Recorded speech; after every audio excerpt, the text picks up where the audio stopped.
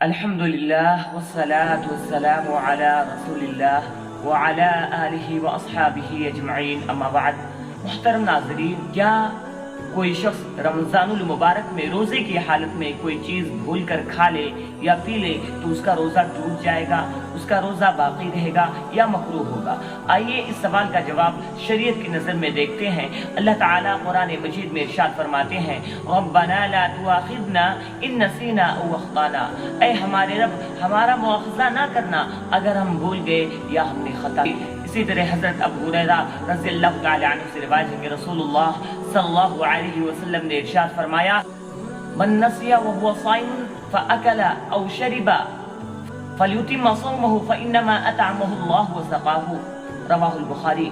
अल्लाह के नबी सल्लल्लाहु अलैहि वसल्लम इरशाद फरमाते हैं, जो शख्स रोज़े की हालत में हो और कोई चीज़ भूल कर खा ले या पी ले तो उसको चाहिए कि वो अपने रोज़े को पूरा करे, क्योंकि उसको अल्लाह रब्बुल आलमीन ने खिलाया और पिलाया। तो इस हदीस से बात वाज़ेह हो जाती है कि अगर कोई शख्स रमज़ानुल मुबारक में रोज़े की हालत में भूल कर कोई चीज़ खा ले या पी ले तो उसका रोज़ा नहीं टूटता और ना ही मकबूल।